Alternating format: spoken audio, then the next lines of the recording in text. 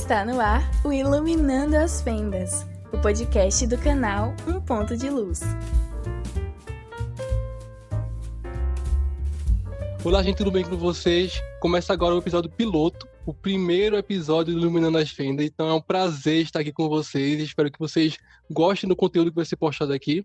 E sempre vai ser postado mensalmente. Então todo mês vai ter um episódio novo com entrevistas sobre vida cristã, sobre teologia, sobre livros, sobre conversas aleatórias. Então fica conosco que eu sei que você vai gostar muito do conteúdo. E hoje eu estou aqui com Hugo Felipe. Fala, meu povo, tudo bem? Graça e paz a todos. Meu nome é Hugo Felipe, amigo do Felipe. Sou engenheiro mecânico de formação e graduando aí do curso de teologia, pertinho aí de concluir e almejando o ministério pastoral. Queria agradecer aí a Felipe pelo convite, é uma honra estar compartilhando aí com vocês. É um prazer ter você aqui. E mesmo com um podcast tão humilde desse, Hugo veio aqui, né, para acalentar, né, com sua espiritualidade um nível elevado. E também para conversar conosco o nosso entrevistado, que é o pastor Neto, mais conhecido como Maria Matéia Madruga. É tanto nome que chamam ele que eu fico em dúvida. Se apresenta aí, pastor. Então, para mim é uma honra estar aqui, um prazer nesse primeiro podcast, e vai ser muito legal estar aqui conversando com vocês. Eu realmente tenho 4 nomes, né? José, Arimateia, Madruga, Neto, e atendo pelos 4, e tem gente que me chama dos 4, mas sou conhecido aí na igreja, para os amigos, para os irmãos, como Neto, seu servo. Hoje eu pastoreio uma igreja chamada Comunidade Conecte-se com o Senhor, aqui em Dias d'Ávila, na Bahia. Sou paraibano, engenheiro de produção, de formação. Trabalho em indústrias aí há mais de 20 anos. Tenho um trabalho de consultoria, de formação de líderes que temos feito aí nas indústrias, mas o nosso maior chamado e o nosso maior propósito está em servir o Senhor. E vai ser muito legal a gente estar aqui nesta noite, né? Na verdade, a gente está à noite, mas quem vai nos ouvir aí nos mais diversos horários, vai ser muito legal aí a gente poder partilhar desse bate-papo legal contigo. Você é um jovem muito especial, tenho certeza que esse podcast e todos os outros, né, que vão vir seguir, vai ser uma bênção para muitas e muitas pessoas. Amém. E hoje, eu esqueci de falar, mas aqui são 3 não, né? São 2 engenheiros e um futuro engenheiro, né? Porque eu não sou engenheiro ainda, mas vou chegar lá. E um pastor e 2 futuros pastores. Então aqui tá todo mundo em comum, né? Que é tudo falando a mesma língua e tudo falando do céu. E vai ser bom demais. É mistério. E hoje vamos falar sobre um tema muito importante que nós estamos passando por ainda, que é a pandemia, né? E eu conversei com o pastor durante uma live e pensei, nós podemos falar sobre pandemia e pastorado juntos. Então vou convidar o pastor para falar sobre isso. Então vamos falar sobre as dificuldades de ser pastor durante a pandemia, né? Tá bom? Então fica conosco que o episódio vai ser muito bom.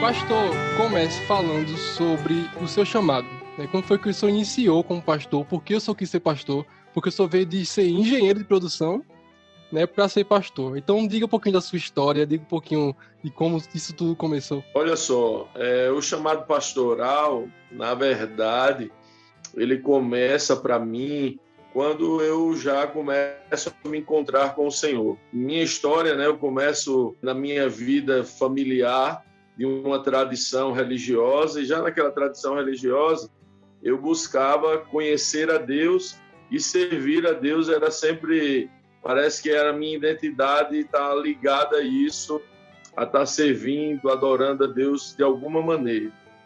Quando eu comecei minha caminhada cristã, efetivamente, nessa caminhada eu sempre quis e sempre percebi que eu precisava, para poder viver, é como beber água, é como comer, é como fazer qualquer coisa, qualquer outra coisa, eu precisava servir ao Evangelho. Eu sempre me vi como um chamado, eu sempre identifiquei em mim um chamado para servir ao Senhor e para fazer o que Ele necessitasse de mim. Na verdade, não era um plano específico o pastorado, mas se ele tivesse para mim, eu aceitaria. Mas se fosse para qualquer outra coisa, para qualquer outro serviço, para envio, para qualquer outra atribuição. Na verdade, a oração era sempre essa: Senhor, eis-me aqui, aonde tu queres que eu vá, eu irei. E essa foi a oração que estava queimando em meu coração da minha esposa, e aconteceu vários episódios em nossas vidas. A gente aí, como engenheiro, como você bem disse, trabalhando na indústria, a gente recebeu uma oportunidade de trabalho para vir à Bahia. Nós não éramos pastores, a gente já estava na caminhada cristã há alguns anos, e viemos para ser gerente aqui de uma fábrica aqui em Dias d'Ávila, na Bahia. E a gente pensava que esse era o propósito de Deus. Nossos planos era passar 2 anos aqui e voltar para nossa Paraíba, mas quando a gente saiu da empresa, né, acabamos saindo da indústria, daquela indústria especificamente, a gente já estava no pastoreio da igreja que a gente congrega hoje. E aí não tínhamos mais como voltar atrás, né?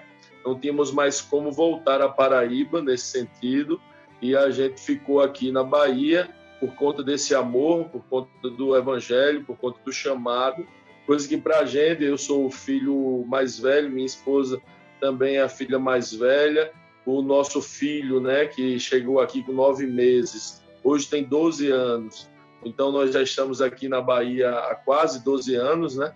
Então, para a gente foi bem sacrificante, e a jornada cristã do pastoreio, ela requer um entendimento que a vida é uma vida de renúncia, mas eu não entendo que seja um aspecto do pastoreio, porque até mesmo eu percebo que o que o evangelho precisa, de uma forma geral, é que o cristão tenha a percepção do seu compromisso com o reino, e o seu compromisso com o reino está ligado a renunciar a si mesmo, está ligado a cada dia levar a sua cruz, né? Então eu entendo que como cristão esse é o nosso papel. E aí começou a nossa jornada há mais ou menos 10 anos. Nós temos aprendido, errado, acertado com pastores de uma igreja local, onde a gente tem servido o Senhor, e isso para a gente é uma honra, a maior de todas as honras que a gente já recebeu em vida. O senhor falou de uma coisa muito interessante, que é sobre não precisa necessariamente ser pastor, né?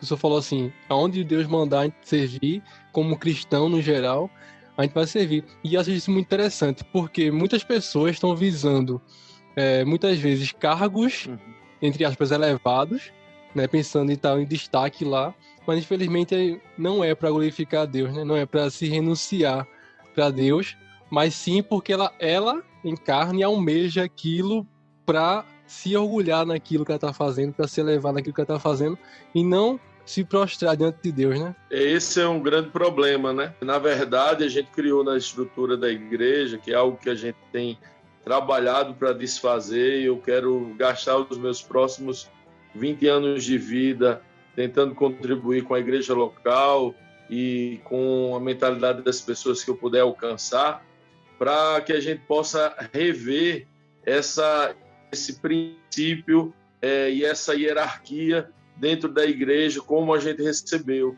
Eu percebo, Felipe, que isso é uma herança do papado, né?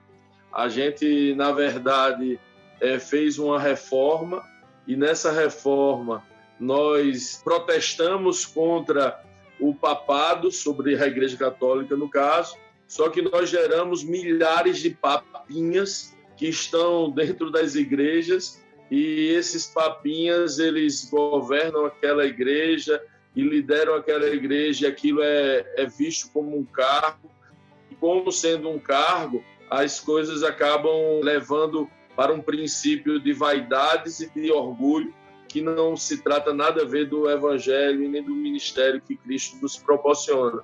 Eu acredito muito que uma igreja saudável é uma igreja que vive os 5 ministérios, e os 5 ministérios, eles são livres e se submetem um ao outro. Então, o ministério pastoral, que é o ministério que cuida, o ministério evangelístico, que é aquele que vai buscar o perdido, o ministério de mestre, de ensino, que é aquele que está aplicando a palavra, o ministério apostólico, que é aquele que imprime a cultura do céu naquele ambiente e faz com que a igreja possa ter notoriedade naquele lugar, e o ministério profético, que é aquele que fala a vontade de Deus e a direção de Deus para a igreja. Então, por conta da igreja não viver os ministérios, e a gente talvez precise refletir muito sobre isso, os cargos passaram a ser alvos de pessoas que querem poder, honra e glória. E na igreja não é lugar para poder, honra e glória para homem algum. Como engenheiro, eu posso querer ser reconhecido. Como engenheiro, eu posso querer ser promovido. Como engenheiro, eu posso até desejar estar em determinadas posições numa carreira profissional. Mas na igreja, nós, como diz uma música que eu conheci há pouco tempo e tem estado na minha cabeça, um louvor em inglês que fala, chama-se Nobody, que nós, na verdade, somos ninguéms que apresentamos ao mundo aquele que é Jesus Cristo. Então, todas as vezes que eu quero ser algo ou quero parecer algo, eu estou bem distante do qual é o propósito de Cristo para as nossas vidas. Por isso, os cargos não devem ser os nossos alvos no Evangelho. Por isso, Jesus fala, né, que aquele que quer ser maior seja o servo, seja o menor. E esse é o propósito do Reino de Deus, é o propósito do Evangelho. É assim que a gente tem gastado a nossa vida e acreditado, né? Não que os nossos nomes sejam reconhecidos, mas que o nome de Cristo, de alguma maneira, em vasos de barro como nós, imperfeitos como nós somos, seja Ele glorificado e não nós. Então, por isso que não dá para a gente ter uma expectativa de cargos e uma expectativa de honras ou reconhecimentos. Não é no Evangelho que nós teremos isso.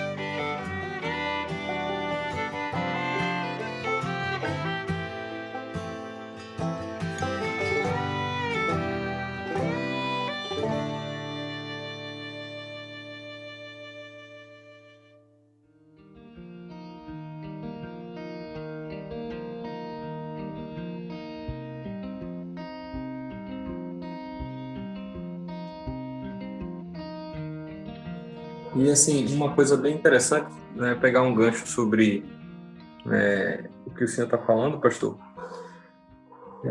Um outro aspecto, né, relacionado a como os crentes enxergam, né, trazendo para esse contexto da gente de profissão, eu passei vários anos da minha vida com uma visão de que o serviço ao Senhor era o serviço eclesiástico. Você estaria servindo a Deus quando você estivesse na igreja, dentro do templo, não é? E muitas vezes, muitas pessoas se sentem até deslocadas porque as funções, não é, mais de destaques que a gente vê, ministério de louvor, mas nem todo mundo, não é, tem vocação para música, ministério da palavra, nem todo mundo tem, e, não é, às vezes algumas pessoas entram em crise porque pensam que servir a Deus, não é, trabalhar na obra. O que é trabalhar na obra? Essa frase tão falada, é você estar dentro da igreja, abrindo a porta, fazendo alguma coisa, e a gente esquece de glorificar ao Senhor, né, no dia a dia, né, que é onde a gente até passa mais tempo, né, no trabalho, né, em casa, né, principalmente em casa. Então, eu creio também que, né, faz-se necessário a gente, né, difundir, né, essa nova perspectiva, né, na verdade que não é nova, né? Paulo, Jesus, olha, glorifique ao Senhor em tudo, né? Tudo que você for fazer, faça para a glória de Deus. Então, eu passei bons tempos durante a graduação em crise por conta disso, porque quando eu despertei, para um amor assim mais profundo e íntimo pela palavra, que foi a partir daí que veio assim um desejo para um ministério pastoral. Não foi nem em si pelo pastorado em si, mas um amor tão grande pela palavra que começou a queimar um desejo de passar para outras pessoas, de ensinar, de compartilhar. Só que isso estava no meio da graduação. E eu comecei a entrar em crise, eu disse, poxa, eu tenho que largar tudo. Eu vou largar, vou abandonar e vou para o seminário e não, agora eu vou servir a Deus. E eu entrei em crise, disse, irmão, e agora? Mas, poxa, eu tô aqui no curso, eu só não desisti do curso porque minha mãe não deixou. Ela disse, não, conclua, você vai até o final. Não, conclua, porque você já vai ter uma profissão e tal.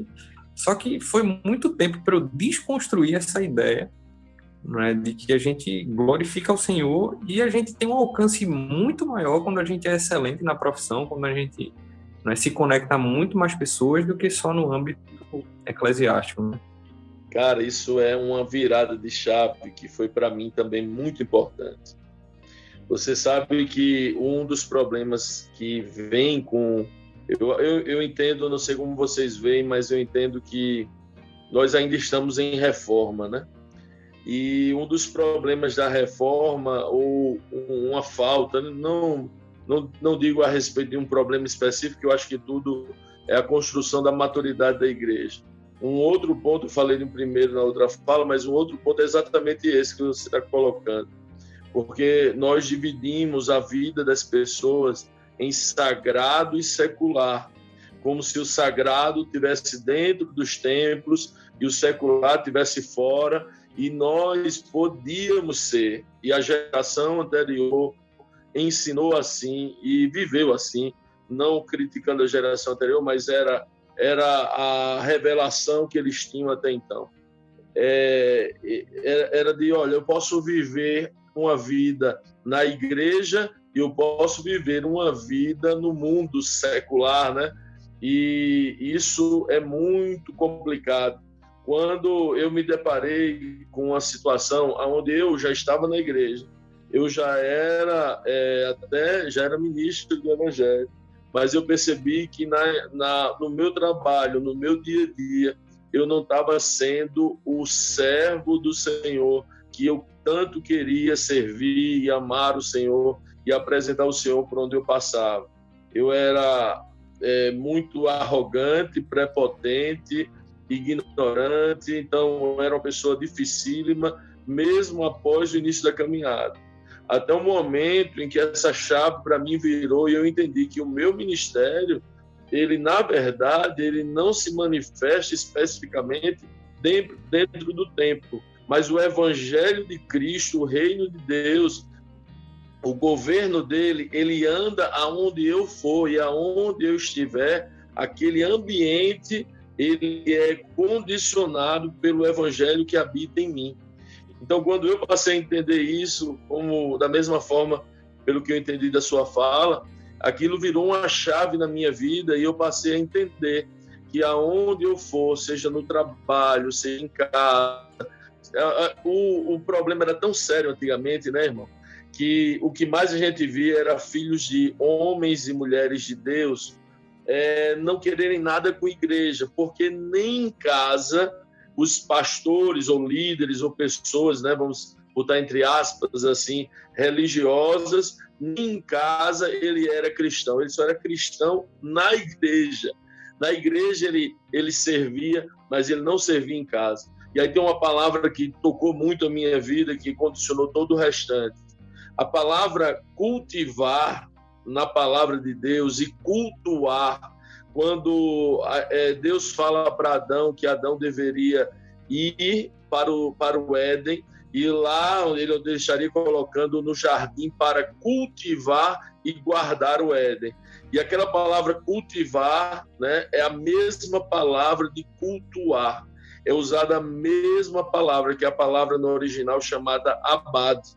Então, quando eu percebi que, quando eu estou, por exemplo, cultivando a minha família, o jardim que Deus me deu e me concedeu, quando eu estou no meu trabalho, eu estou cultivando os meus amigos, levando a palavra, o amor, o perdão, agindo de uma forma íntegra, sendo um modelo, um exemplo de Cristo, e sendo verdadeiramente corpo de Cristo onde eu estou também cultuando a Deus.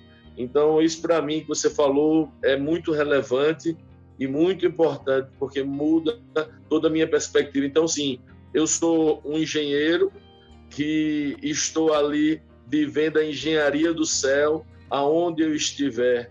né? E dentro da igreja, ou dentro do templo, ou no trabalho, na indústria, eu estou sendo ministro do Evangelho 24 horas. Isso é fantástico para mim.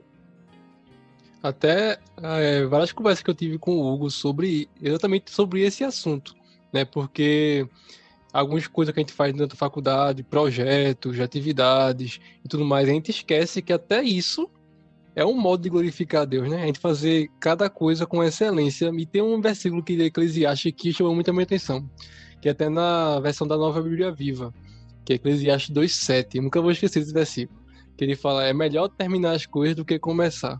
Então, a gente ensina como a gente vai pegar cada coisa, como a gente vai fazer cada coisa, e que cada coisa que a gente fizer, seja projeto, seja atividade, seja pastorado, seja evangelismo, a gente tem que fazer com excelência, né? A gente tem que começar, fazer com excelência e terminar e dizer assim: eu glorifiquei a Deus, mesmo não sendo uma coisa cristã, né? Mesmo sendo coisas que é denominado não cristãs, seculares, mas que nossa vida vem emanar o evangelho, mesmo em locais que não têm o evangelho, né? Isso aí a gente tem que mudar esse pensamento para realmente viver o evangelho fora das quatro paredes, né? A gente cultua a Deus, é importante, mas a gente tem que mostrar o testemunho de cristão também fora das igrejas.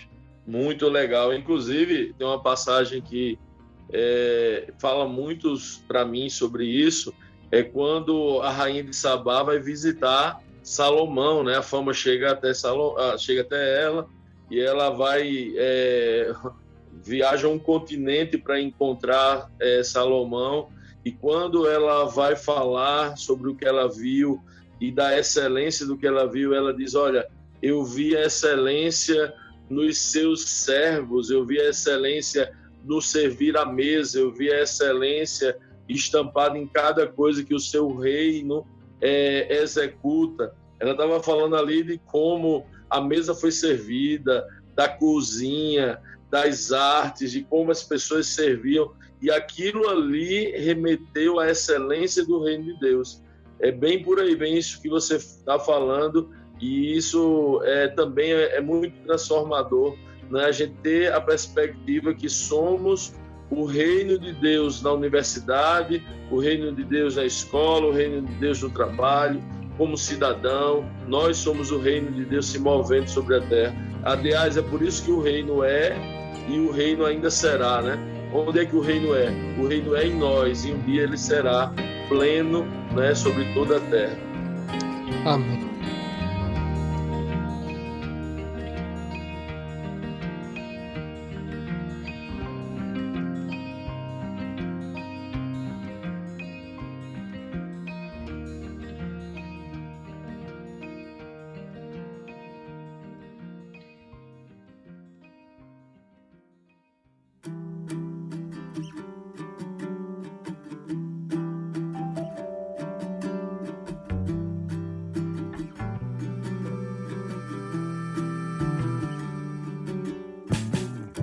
Como é que foi para você essa nova experiência, né? Na verdade, em todos os aspectos, né? Eu não sei como é que foi, né, no quesito de casos de pessoas contaminadas com Covid, se teve algum na sua igreja, né? Como é que foi, né, suas emoções relacionadas a isso, né? Como é que foi você conduzir o rebanho nesse tempo tão delicado, né, tão difícil para todo mundo? Foi e está sendo uma experiência de aprendizado profundo, de desafio muito grande por vários aspectos, né? Foi porque a gente passou aí uma temporada bastante difícil, e está sendo porque ainda não acabou, né? Nós estamos aqui no momento que a gente está conversando, a gente está tendo uma incidência bastante alta na nossa cidade, várias pessoas bem próximas e próximas dos membros da igreja estão contraindo o Covid, estão lidando com isso, e as pessoas têm medo de reunir, medo de estar junto, medo de se conectar. Então está sendo muito desafiador. Dentro desse contexto todo, tem muita coisa envolvida em muitos aspectos. Os aspectos que eu julgo serem positivos e aspectos muito difíceis, aspectos negativos mesmo. Os aspectos que eu vejo que foram positivos e que a gente teve que lidar é que muitas pessoas elas redescobriram aquilo que nós temos, vamos dizer assim, ministrado, que o Espírito Santo tem falado com a igreja sobre uma vida de relacionamento com o Senhor. Quando a gente não pôde chegar como pastores, ou quando a igreja ficou limitada a conexões virtuais, a conexão real mais palpável passou a ser a conexão mais importante, que é a conexão com o Senhor. Verdadeiramente redescobrir o caminho do lugar secreto de Mateus 6,6, verdadeiramente redescobrir o lugar da confiança. Deus trouxe para a igreja uma expectativa da ressurreição, renovou a verdadeira esperança da igreja, que não é passar impune a uma tribulação, ou a angústias, ou a dores, ou a enfermidades, que isso também é um outro ponto que eu creio que a igreja vai acordar, mas a igreja passou a lembrar que a nossa maior esperança é a ressurreição, que a nossa maior verdade está no pós, não no agora, não nas bênçãos chegando, não nas bênçãos que eu atraio ou que Deus pode proporcionar, mas verdadeiramente na maior bênção, a vida eterna. Então, eu vi irmãos queridos se despertarem. Nós temos uma irmã que da nossa igreja, e tem alguns outros casos, mas que estão vivendo a plenitude do amor ao Senhor nestes tempos difíceis. Essas pessoas que conseguiram retornar ou viver com mais intensidade essa conexão com o Senhor, esse lugar secreto, elas puderam experimentar nesse ano um crescimento espiritual, mesmo diante de dificuldades extremas, muito grande, que elas não teriam vivido ou não tinham vivido até então. Agora, quais foram os aspectos mais desafiadores? É que algumas pessoas que não viviam verdadeiramente essa perspectiva de conexão com o Senhor, elas usaram ou se deixaram ser dominadas pelas dificuldades. As dificuldades de se conectar, a gente passou alguns meses fazendo cultos online, apenas online. Hoje a gente está fazendo online e presencial há uns 2 meses apenas, mas nós ficamos aí uns 5 meses, 6 meses só no culto virtual, no culto online. E algumas pessoas, de fato, elas não conseguiram manter a conexão, elas não conseguiram manter a conexão com a igreja e não conseguiram manter a conexão com o Senhor. Então, essas pessoas, elas paralisaram no caminho, infelizmente. Porém, o que é que nós fizemos para tentar manobrar e ajudar essas pessoas durante a pandemia? Nós trabalhamos aqui com pequenos grupos, né? Reuniões de pequenos grupos. A gente acredita numa igreja de 2 asas, a igreja que vive a comunhão no templo e vive a comunhão nas casas.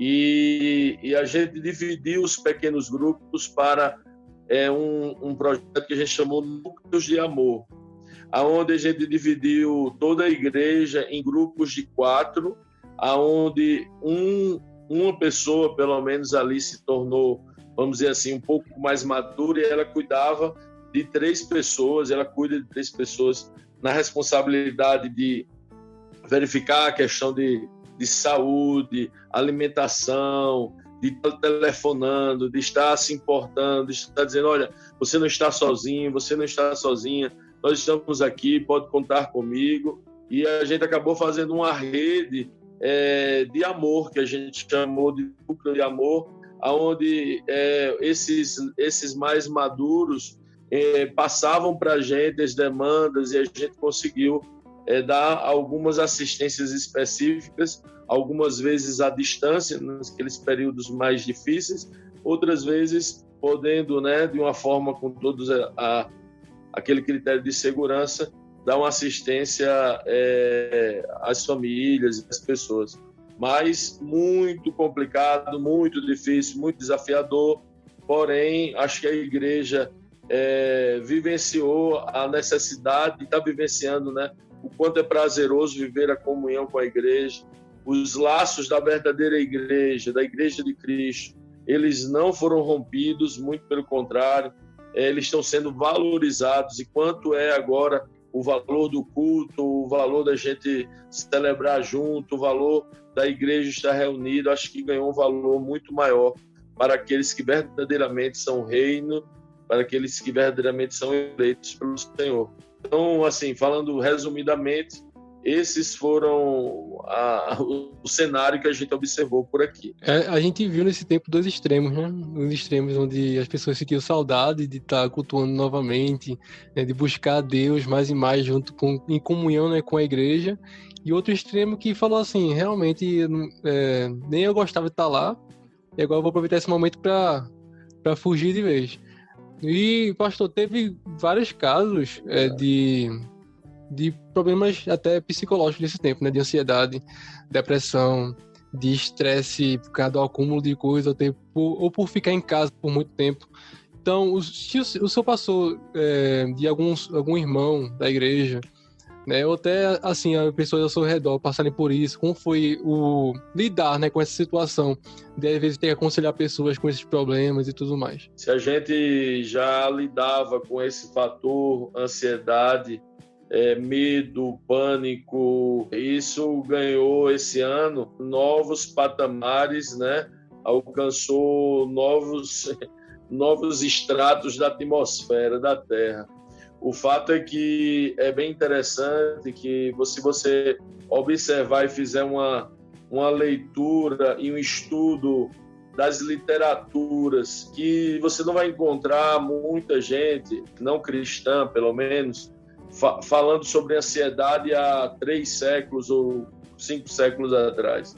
Mas você vai encontrar Jesus há 2000 anos falando: não sejais ansiosos por coisa alguma, né?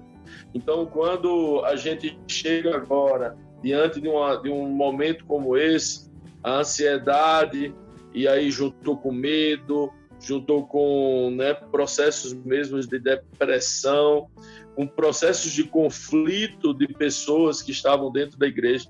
Eu gostei de uma frase que alguém disse um dia desse aí, disse: olha, eu passei a conviver com minha esposa, e não é que ela é uma pessoa legal, né? A pessoa descobriu que a esposa era uma pessoa boa, era uma pessoa interessante, porque passou a estar na mesma casa, ou poder conversar mais com ela. E tudo isso realmente aconteceu. E qual foi o que o Espírito nos orientou? Foi a lidar com isso, apresentando o verdadeiro evangelho, aquele que não apresenta uma proteção para a sua vida hoje, não apresenta que o Covid não vai chegar à tua porta, mas sendo muito verdadeiro, falando que, olha, se o Covid chegar até você, nós estaremos juntos, nós amaremos você, você não vai estar só, o Espírito Santo, Deus, vai estar contigo em todos os momentos, mas, sobretudo, você tem uma promessa de ressurreição, de vida eterna, e essa promessa que vai vencer todas as circunstâncias e vai vencer todos esses momentos de agora, essas aflições de agora, elas são vencidas nessa certeza, nessa convicção que ressuscitaremos. Então, nós tivemos casos aqui de pessoas da igreja, de familiares, que de forma muito conflituosa, né, passaram a até ver determinadas tratativas, principalmente do retorno da igreja, que foi complicado, está sendo complicado, retornar com os cultos, com as reuniões, e muita gente ainda temendo, com medo, e a gente entende isso, a gente não forçou a barra em nenhum momento, a gente apenas tem insistido para que as pessoas encontrem o Senhor e confiem no Senhor, no sentido não de que não vai haver dor, nem que não vai ter a doença, mas no sentido que, olha, se chegar Deus e a ressurreição e a vida eterna está ao nosso alcance, com muita prudência, né, com muita vigilância, sem histeria, sem fanatismo, sem fazer com que as pessoas se submetam a riscos desnecessários, entendendo que algumas pessoas são grupos de risco, precisam ser bem cuidadas, e mesmo aqueles que não são um grupo de risco, que têm uma estrutura emocional menos madura ou não preparada para determinados momentos, também precisam de determinadas atenções, e foi assim que a gente tem lidado nesse momento.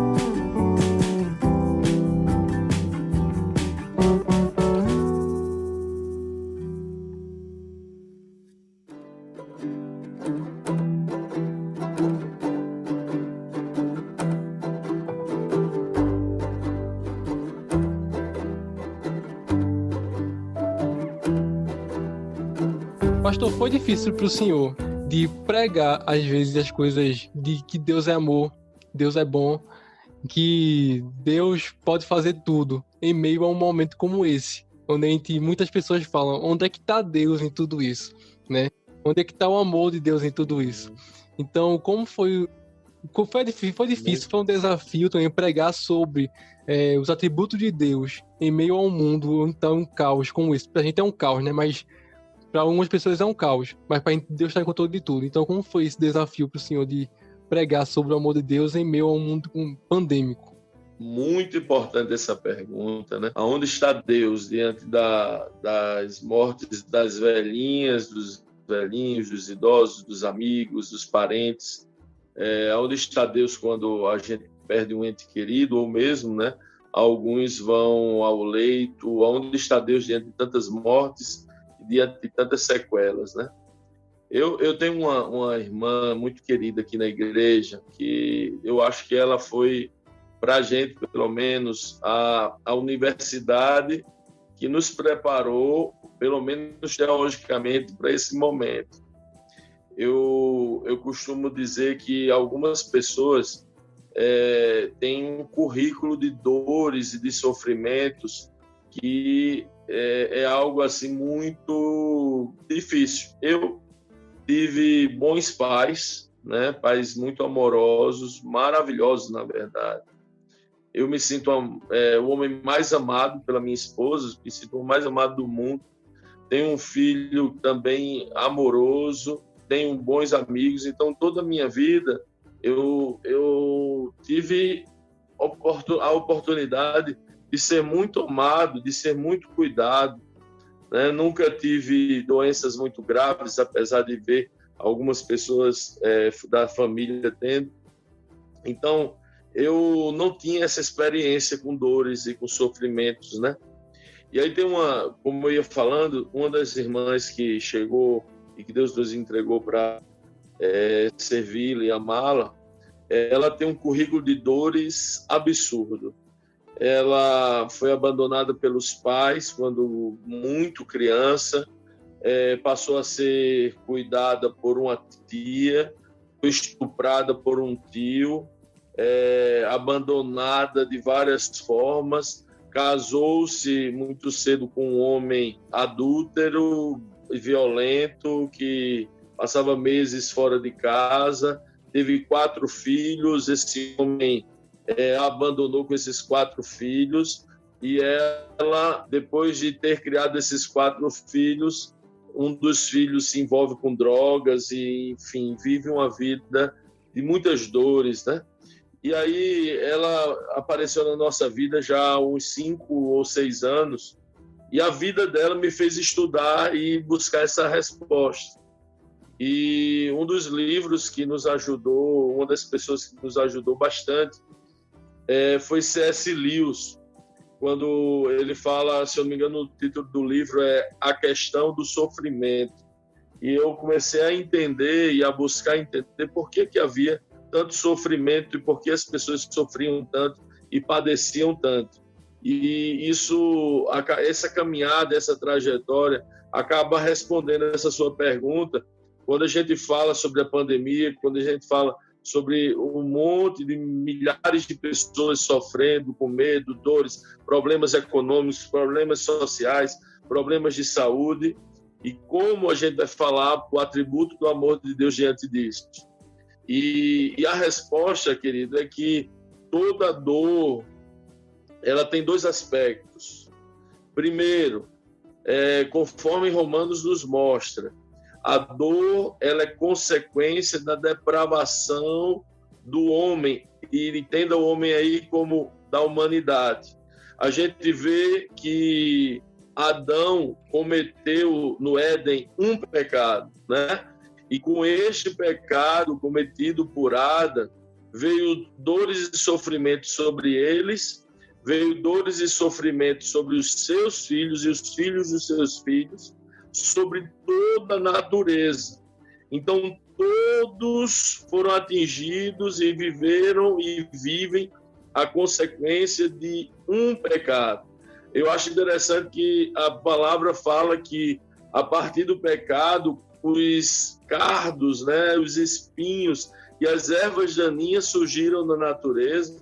A palavra vai dar a entender, vai mostrar, aliás, que a própria serpente ela foi penalizada, Eva foi penalizada, a mulher foi penalizada e passou a ser chamada Eva por conta disso. Adão foi penalizado e toda a sua descendência. E aí, quando você faz, como um bom engenheiro, uma perspectiva logarítmica da quantidade de pecados que a humanidade pratica hoje, que todos nós praticamos, que eu pratico, que você pratica, que todo ser humano pratica, de acordo com Romanos, aí você vai ver e vai perceber que a devastação ou qualquer pandemia, ela não é uma responsabilidade de Deus, mas é uma consequência dos pecados do homem. E aí esse é o primeiro ponto da questão da dor. Toda dor, ela é consequência do pecado da humanidade, não da vontade amorosa de Deus. Mas aonde está o amor de Deus? Está justamente no segundo ponto a respeito da dor, que eu vou parafrasear para explicar muito bem o Marcos Almeida, que eu gosto muito, quando ele fala que, em um dos seus hinos, que toda dor é por enquanto. Então, o primeiro aspecto que a gente ministrou para as pessoas, a igreja, as pessoas ao nosso redor, é que a dor ela é consequência do pecado da humanidade. Não especificamente mim, eu não pago exatamente pelo pecado que eu cometo, mas a humanidade comete e todos nós acabamos padecendo pelo pecado da humanidade. Mas o segundo ponto é que o amor de Deus está estendido quando ele nos promete que toda dor é por enquanto, para aqueles que verdadeiramente experimentarem da confiança, da fé em Jesus Cristo, aquele que morreu para nos salvar da nossa natureza humana pecaminosa e das consequências dessa natureza humana na perspectiva da vida eterna. Então, um dia, diz lá em Apocalipse que não haverá choro, não haverá pranto, não haverá luto. Nesse dia, toda dor cessará. E é essa a expectativa do cristão. É aí aonde está a plenitude da promessa e do atributo principal de Deus. Deus é amor. E ali haverá manifestação. Porque nós, sendo depravados como somos, pecadores como somos, segundo Romanos nos apresenta, nós receberemos através da providência, da graça misericordiosa do Senhor Jesus, a salvação eterna, o amor eterno e o livramento, sim, lá de todas as dores. Então foi isso que a gente ministrou, foi isso que Deus, nesse ano, falou. Acho que, eu penso que não teve nenhuma das mensagens que o Espírito Santo não falou por aí, não teve nenhum dos encontros, sejam virtuais ou presenciais, com as suas devidas restrições, que o Espírito Santo não fincou essas duas estacas. A dor é consequência da depravação humana e a dor é por enquanto. Tem um livro dos puritanos que é Pecado, a Praga das Pragas. Né? A gente vê que mesmo a gente passando por um momento desse, que já teve piores do que esse, né? Mas mesmo passando por um momento difícil desse, a gente vê que o pecado é muito pior. Né? Tem uma frase que o meu pastor fala, que eu acho muito, muito bom, que ele fala às vezes em velórios, quando alguém chega para ele perguntando, aconteceu isso, meu parente morreu, o que é que eu vou fazer agora? Mas ele fala assim, se for por doença, seu parente, seu marido, sua esposa, seja lá quem for, foi curado do maior pecado. O câncer o matou, o maior pecado não, né? Na maior doença, né? Que é o pecado. Então a gente vê, como o senhor falou, a gente vê o amor de Deus nisso tudo, com a promessa de que aquele que crê nele receberá um dia a vida eterna. Né? Então ele vai nos curar de uma doença que é incurável, né? Que é o pecado, que é aquilo que está nos levando para o fundo do poço.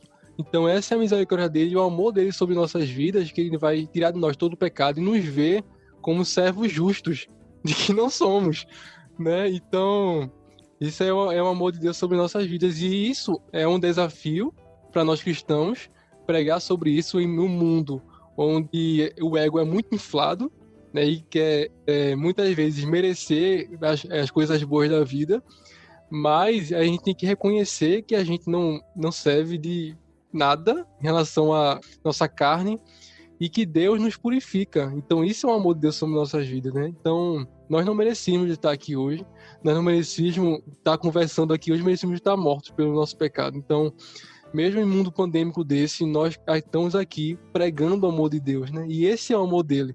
Ele pode salvar a sua vida do pecado, salvar você da doença, que é a pior de todas, que é pior do que o Covid-19, que é pior do que a gripe espanhola, que é pior do que a praga, a peste negra, que é pior do que tudo isso, né? Que é o pecado que está enraizado na sua vida. Então, isso aí é o amor de Deus, né? Em meio a um mundo pandêmico.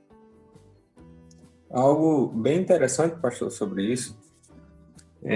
Eu vi um pastor que ele teve Covid e ele estava assim bem no limiar entre a vida e a morte, e ele, né, vários irmãos se reuniram para orar pela vida dele, né, mas chegou um tempo que ele falou assim para os irmãos: meus irmãos, não se preocupem, porque se eu for curado, vocês verão a glória de Deus.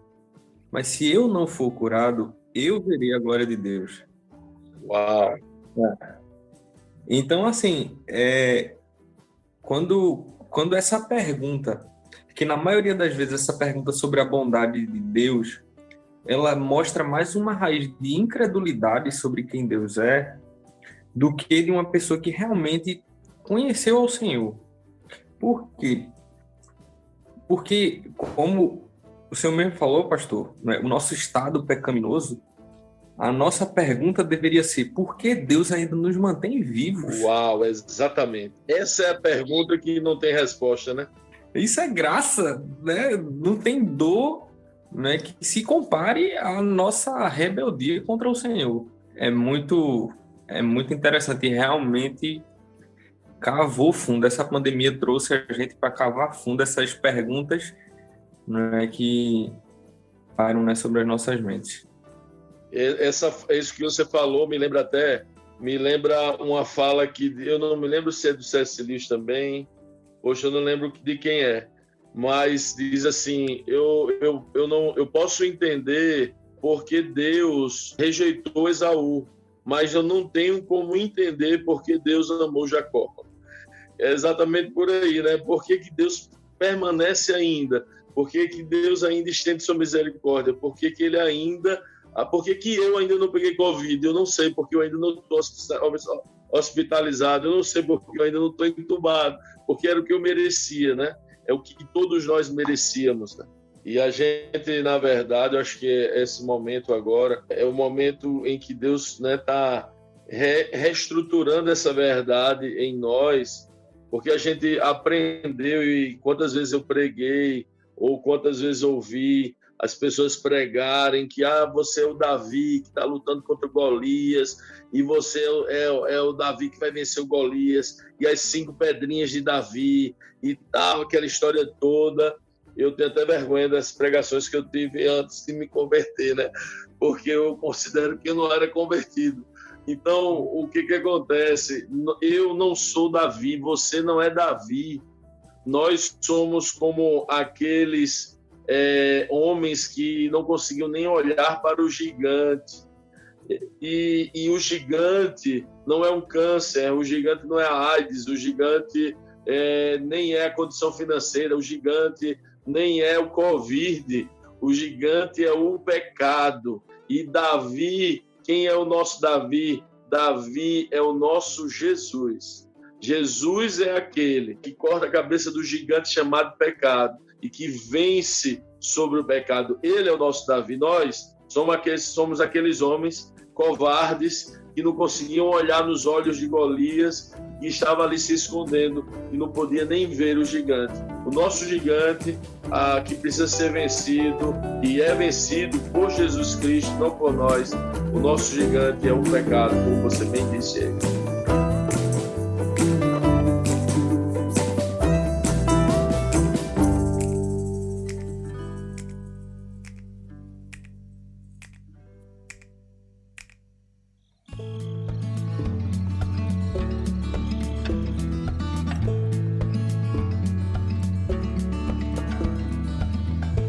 Pastor, indo para o final da nossa conversa, o senhor poderia falar agora, se direcionar aos pastores que estão ouvindo esse podcast, né, e falar para eles um conselho, porque pode ser que essa pandemia dure um tempo, né, a gente não sabe até quando vai terminar. Então, o senhor poderia dar um conselho a eles, falar uma palavra de conforto, ou o que vem ao seu coração, para que eles venham a se alegrar nisso tudo em meio a esse caos, ainda assim ter forças para continuar. Os meus amigos, né, pastores, ministros, aqueles que Deus os encarregou e que assumiram, né, a função ou a missão, melhor dizendo, de cuidar do povo de Cristo, do povo de Deus, né, dos cristos e a formar cristos nessa terra. O que eu diria é não desistam, né? A gente está enfrentando um momento difícil, mas a palavra de Deus primeiro assegura que nós receberemos e que todos aqueles que amam a noiva, que amam a Cristo, vão receber sim uma recompensa, só que essa recompensa é guardada naquele grande dia, e que escutem a voz do Espírito Santo. Eu acho que isso é um ponto muito importante, porque fez diferença também para a gente. Eu me lembro que logo no início havia uma confusão muito grande. Os governos estavam confusos. Um diziam que era para isolar, o outro dizia que não era para isolar, um dizia que ia morrer todo mundo, outro dizia que ia ser uma gripezinha, e a igreja ficou bem dividida também, porque uns apoiam outros apoiam o outro, e a igreja entrou numa dividida de bola que não pode entrar. A igreja ela precisa cumprir o papel e o ministério profético. E qual é o ministério profético? Anunciar a vontade de Deus. Então, o Pedro, acho que é a primeira carta de Pedro, ele fala especificamente aos pastores, ele diz para que os líderes pastoreiem o rebanho, as ovelhas. E aquela palavra pastorear, ela significa cuidar, proteger, proteger do perigo, guardar em proteção. Então, nosso papel é proteger o rebanho de Cristo do maior mal, o pecado, é claro, através, né, da palavra de Deus, através do confronto do Evangelho, que não somente transforma, não somente melhora uma pessoa, mas transforma genuinamente a essência de alguém. No entanto, nós também temos o papel de cuidar do corpo, da alma e do espírito, né? nós temos que ser prudentes e ouvir a voz do Senhor. Eu queria falar assim para esses pastores que precisam e que estão aí procurando respostas ou procurando direcionamentos. Eu quero dizer para os meus amigos pastores, meus irmãos, que vocês e nós precisamos ouvir a Deus, e não somente ouvir, mas continuar ouvindo. Se Abraão, quando ouviu a voz de Deus dizendo, olha, vai lá e sacrifica Isaac, se ele não continuasse ouvindo, ele teria sacrificado Isaac. Mas quando ele levanta o cutelo para sacrificar Isaac, ele ainda estava ouvindo o Senhor, ou ainda estava com os ouvidos abertos, melhor dizendo, para ouvir o Senhor. E aí ele não faz aquilo que ele foi ali em obediência para fazer. Então, eu diria para os meus amigos pastores, meus irmãos, que continuem ouvindo a voz. Então vai ter uma hora que o Senhor vai dizer, olha, é para ir, e vai ter uma hora que o Senhor dizer, para, que não é para ir mais. Então é necessário que a gente busque a presença do Senhor, viva de forma exemplar a conexão com Ele, para continuar ouvindo a vontade dEle para os dias de hoje e para o dia de cada dia. Né? Porque existe um maná, existe uma palavra, existe uma revelação, existe um propósito de Deus para cada dia e cada circunstância. Então, que os meus amados amigos pastores possam continuar ouvindo o Senhor. Esse podcast você pode estar ouvindo ele na primeira, segunda, terceira, 10ª onda. Deus nos permite que não seja assim, né? Deus nos permite que essa situação passe com rapidez, mas independente se estiver numa onda ou se a onda já passou, em qualquer que seja a estação, existe uma voz no lugar secreto, através da revelação da palavra de Deus, que é sublime, única, imutável. Nós não tocamos nesse assunto aqui, mas um dos pontos que foi confrontado foi a palavra de Deus nesse ano. Né? A palavra de Deus, ela é o firme fundamento, não pode nenhuma revelação ela sobrepõe a ela. Então, que nós, diante do lugar secreto, da intimidade com o Senhor, possamos entender e ouvir o Senhor falar através da sua palavra para aquele tempo presente, para o dia que você está vivendo agora, para o momento que você está hoje, nessa estação que você está ouvindo esse podcast. Amém, amém. Glória a Deus. Boas palavras, pastor. Para finalizar, Hugo, diga suas últimas palavras. De hoje, né?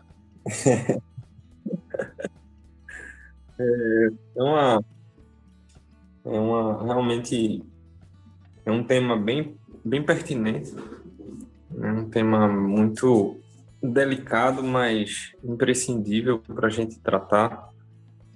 E o pastor, com certeza, eu estou carregando vários ensinos aí através de ter ouvido os conselhos pastorais. E o meu conselho, mantenham-se firmes na fé do Senhor, na palavra, porque se a gente foge desse fundamento, não faz sentido a gente estar nem na igreja, não faz sentido nem a gente falar no nome do Senhor. Se o Senhor não é um Deus vivo, se Jesus, o próprio Paulo dizia, olha, se Jesus não ressuscitou dentre os mortos, a nossa fé é vã. Então, Jesus só volta se ele está vivo, porque ou ele morreu e ressuscitou, ou não faz sentido a nossa fé. Então, a pandemia nos espremeu a tal ponto, lapidou, nos colocou no fogo mesmo, para a gente reavivar essa esperança de que o Rei está voltando, que a gente mantenha a nossa fé firme na palavra, e vivendo uma vida, como o pastor Neto falou, de intimidade com Deus, para que a gente nunca tape os nossos ouvidos para aquilo que o Espírito está falando nas igrejas. E foi uma honra para mim estar aqui compartilhando um pouco, conhecendo aí mais um amigo, mais um irmão na fé, o pastor Neto. Gostei demais, nunca ouvi pessoalmente, espero ter o prazer de conhecê-lo pessoalmente. mas esse pouco tempo que a gente teve, eu já pude me conectar à vida dele. E é isso. Que Deus abençoe vocês. Amém. Pastor, o senhor quer se despedir rapidamente? Rapidamente eu entendi, viu Felipe?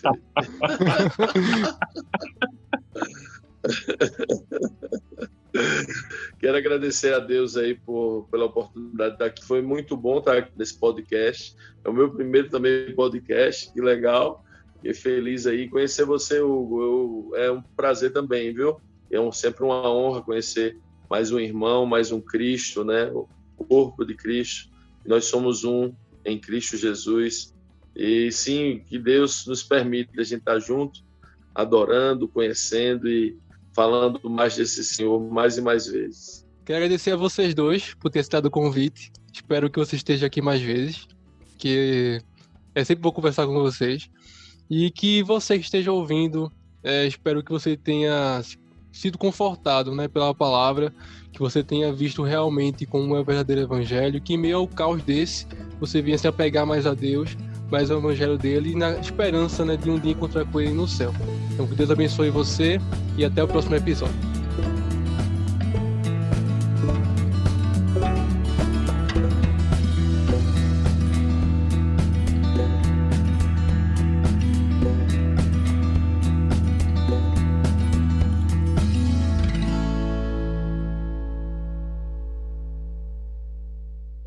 Este podcast foi editado por Felipe Silva.